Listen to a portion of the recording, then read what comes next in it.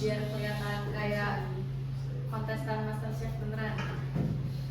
Iya. Kayak emang iya. Iya, emang iya ya, emang iya. Halo semuanya. Balik lagi nih sama kontestan MasterChef favorit kalian. Nah, jadi setelah beberapa hari kemarin-kemarin ini kita semua kan udah melewati babak-babak yang sangat-sangat melelahkan dan challenging ya. Udah dinilai juga sama chef-chef di depan kita, ada Chef Tessa, Chef Erna, dan juga Chef Angel. Nah, pada hari ini adalah babak penentuan. Jadi di sini saya akan menjelaskan beberapa hal-hal mengenai menu yang saya buat. Sebelumnya perkenalkan, nama saya Leonita Namadusen Simanungan. Nah, jadi apa sih alasan saya ingin membuat menu tersebut? Kenapa dari hal-hal yang lain, tema-tema yang lain, saya memilih tema makanan sehat? Yang pertama adalah karena saya melihat dari hasil studi gizi tahun 2022 banyak sekali anak-anak yang kelebihan berat badan dan juga mengalami penyakit-penyakit tidak sehat seperti diabetes, kolesterol, dan lain sebagainya. Nah, maka dari itu saya dan kelompok saya berminat untuk membuat makanan yang sehat agar orang-orang sekitar dapat semakin waspada akan pentingnya pola hidup sehat dan juga makanan sehat. Nah, sepertinya sudah jelas ya tujuan dan manfaat saya dan kelompok saya, yaitu untuk mendorong kesadaran tentang pentingnya makanan dan juga pola hidup sehat. Di sini jenis produksi yang saya lakukan adalah produksi barang, dan juga barang yang saya produksi adalah barang konsumsi, karena makanan yang dibuat dapat langsung dimakan atau dikonsumsi tanpa harus diolah terlebih dahulu.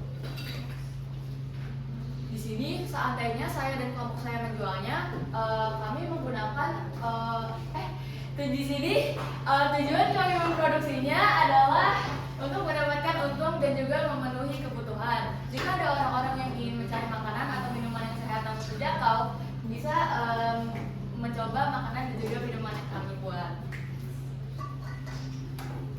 Nah, di sini hal-hal yang mendukung produksi makanan kami adalah yang pertama, faktor alam. Di sini kami mengambil beberapa hasil dari alam, seperti contohnya buah-buahan dan sayuran untuk membuat menu makanan kami. Lalu yang kedua adalah faktor modal. Selain menggunakan uang, kami juga menggunakan alat-alat, seperti contohnya adalah pisau, sendok, dan juga lain sebagainya. Lalu yang ketiga adalah faktor tenaga kerja. Nah, tenaga kerja ini adalah orang-orang yang membantu proses produksi, seperti saya dan juga teman-teman saya. Lalu yang terakhir adalah faktor kewirausahaan. Nah, di sini kewirausahaan itu adalah orang-orang yang memiliki kemampuan tertentu yang dapat membantu proses produksi. Seperti contohnya adalah di kelompok saya terdapat beberapa keahlian seperti memasak, menghitung uang, mengedit, dan juga memimpin. Di sini adalah cara distribusi. Semisalkan saya dan kelompok saya ingin berjualan makanan ini, distribusi yang kami lakukan adalah distribusi langsung. Kami langsung menetapkan harga dan menjualnya ke konsumen tanpa menggunakan perantara seperti agen dan lain sebagainya. Di sini adalah kenapa sih orang-orang tertarik pengen mencoba makanan yang kami buat? Kenapa dari sekian banyak makanan lain orang-orang tuh pengen mencoba makanan kami? Jadi yang pertama adalah faktor internal. Ini adalah faktor dari dalam diri konsumennya sendiri. Seperti contohnya adalah faktor motivasi dan juga selera. Burrito ini mungkin adalah makanan pilihan bagi orang-orang yang vegetarian atau yang tertarik pada pola hidup sehat. Lalu yang kedua adalah faktor eksternal. Faktor eksternal ini meliputi harga dan juga makanannya. Burrito ini adalah makanan sehat dengan harga yang murah dan juga mungkin asing bagi orang-orang yang tidak pernah mendengar sebelumnya, karena burrito ini adalah makanan dari Meksiko. Di sini makanan yang kami buat adalah burrito dan juga mint lemonade. Ini adalah foto dokumentasi proses dari makanan kami. Ini adalah contoh inspirasinya dan juga ini adalah foto bahan-bahan dan juga prosesnya.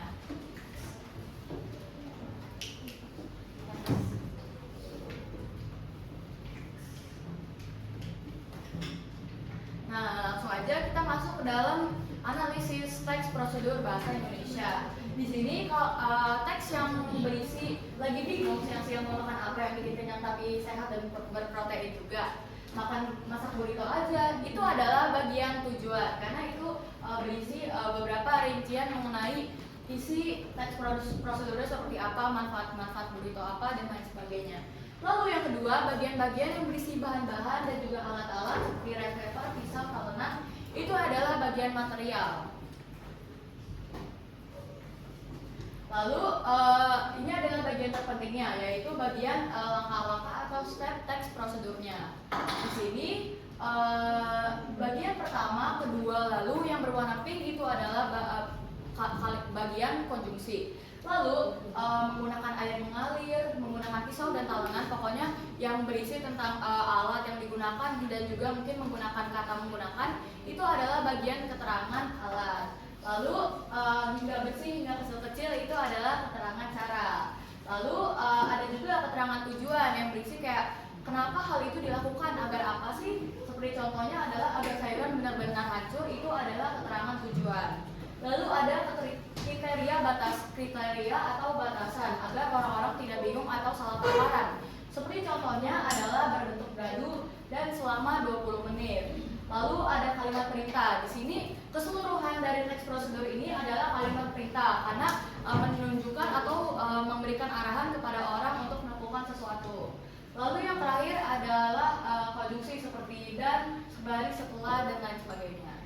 Lalu di sini kalimat yang jadi itulah langkah-langkah untuk membuat burrito itu adalah penegasan ulang karena itu berisi tentang penjelasan mengenai burritonya dan juga stepsnya.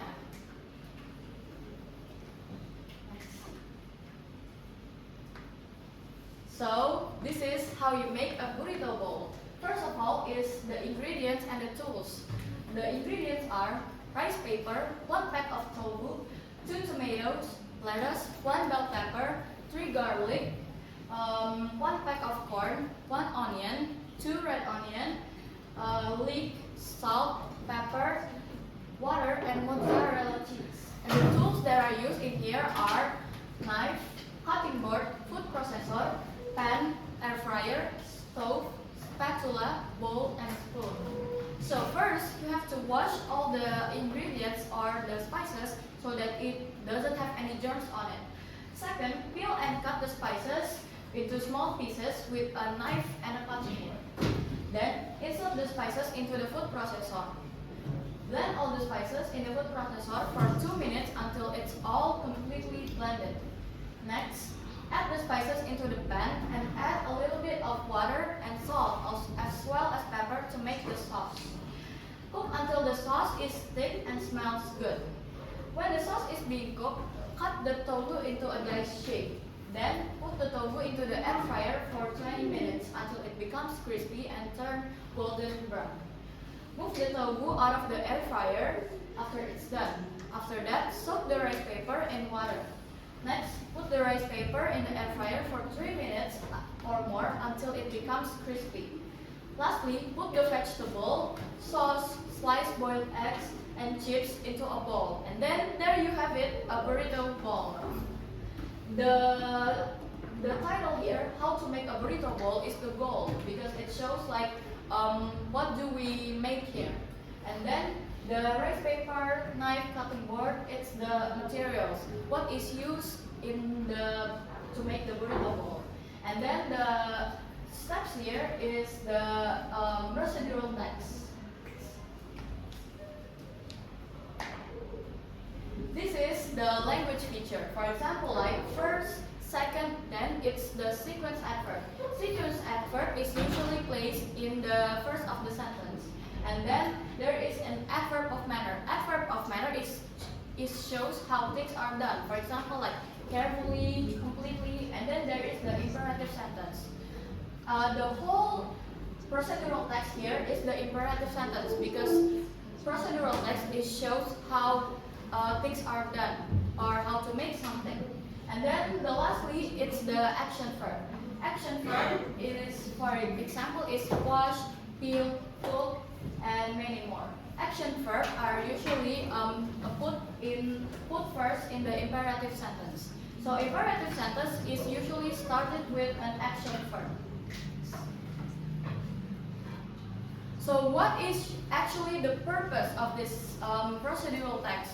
The purpose of the procedural text is to tell the audience how to make a burrito bowl. to avoid confusion in making burrito bowl and to tell the steps of how to make a burrito bowl.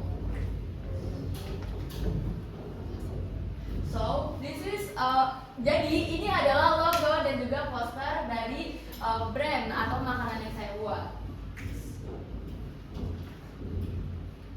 Di sini pastinya saya dan kelompok saya tidak asal dalam memilih warna dan juga bentuk logo dan juga posternya. Seperti contohnya dari namanya Rich and Crisp. Rich itu artinya kaya akan protein dan juga crisp artinya lezat dan crispy. Lalu dari warnanya pasti ada maknanya juga dong. Yang pertama adalah warna kuning. Kuning ini melambangkan kebahagiaan. Jika kalian memakan burrito yang kami buat, pasti kalian akan merasakan kebahagiaan dan juga perut yang kenyang. Lalu ada warna hijau. Warna hijau ini bermakna sehat, karena kebanyakan sayuran itu berwarna hijau. Lalu yang terakhir adalah warna biru. Warna biru ini melambangkan ketenangan, karena jika kita hidup sehat, pasti kita bisa tenang dan juga keharmonisan. Lalu ada dari elemen-elemennya. Elemen-elemen dari logo dan juga poster yang kami buat melambangkan komposisi atau barang-barang yang kami jual. Seperti contohnya ada gambar burrito dan juga ada gambar beberapa bahan-bahan sehat seperti tomat. Lalu ada dari pemilihan warnanya. Kebanyakan hijau, biru, dan merah karena terlihat segar dan menggambarkan makanan yang sehat. Lalu yang kedua, logo ini sangat berpengaruh pada poster kami karena logo kami ini menunjukkan identitas brand atau identitas kami pada posternya. Lalu kami tidak terlalu merasa kesulitan karena kami hanya mencari inspirasi lalu kami membuat posternya. Waktu yang kami butuhkan adalah 2 hari dan kami tidak memerlukan konsultasi. Di sini pastinya kami memerlukan biaya untuk membuat burrito bowl-nya. Next. Di sini adalah perkiraan keuntungan. Jika kami ingin menjualnya, kira-kira harga burrito bowl-nya adalah 15.000.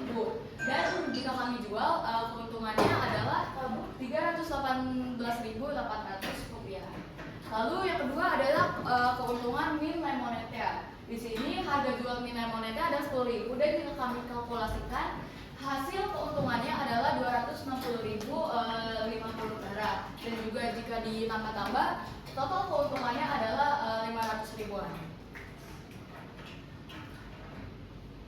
Nah, jadi setelah beberapa hari kemarin kami dan kelompok kami sudah merasa lelah, tantangan dan juga lain sebagainya, hasilnya sangat beragam. Seperti contohnya kami mendapatkan banyak evaluasi. Seperti contohnya dari Chef Emma mengatakan bahwa makanan kami itu kebanyakan rasanya ada asin, manis, asam, pedas, pokoknya semuanya ada deh di makanan kami. Itu juga salah satu evaluasinya, kami terlalu banyak menambahkan bumbu.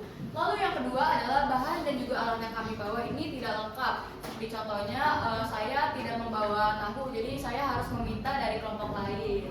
Lalu yang ketiga adalah kerjasama dari kelompok kami ini kurang, sehingga mungkin saya harus mengeluarkan tenaga dan juga emosi ya, dan juga saya harus belajar banyak bersabar. Lalu yang terakhir adalah kelompok kami ini kurang persiapan, karena seperti yang sudah saya sebutkan tadi, kami ini tidak lengkap dalam membawa bahan dan juga alat. Jadi kami butuh persiapan lagi. Nah, jadi setelah melalui proses yang sangat panjang dalam P5 ini, saya merasa lelah dan juga kecewa dalam proyek ini karena banyak tantangan yang saya hadapi. Namun pada akhirnya saya merasa bangga karena saya mendapatkan banyak sekali pelajaran penting. Seperti contohnya adalah bekerja sama, komunikasi, bertanggung jawab, dan lain sebagainya. Selain itu, saya juga makin tertarik pada pola hidup sehat karena pola hidup sehat ini sangatlah penting. Jadi sekarang kalau saya mau beli snack, saya cekin dulu nih gulanya berapa. Misalkan kayak kalau di atas 12 gram, skip lah, cari yang lain. Selain itu, saya juga untuk berminat lagi untuk memasak karena saya tertarik nih pada, saya ingin makin sukses dalam memasak agar saya tidak gosong dalam memasak dan lain sebagainya. Saya juga menjadikan kendala-kendala pada P5 ini sebagai pembelajaran ke depannya. Saya berjanji pada tugas-tugas selanjutnya saya tidak akan melakukan kesalahan yang sama. Dan kita itu tidak harus bisa semuanya. Mungkin saya tidak terlalu jago dalam masak, namun saya bisa dalam hal lain. Begitu juga kalian semua. Jadi kalian jangan merasa putus asa kalau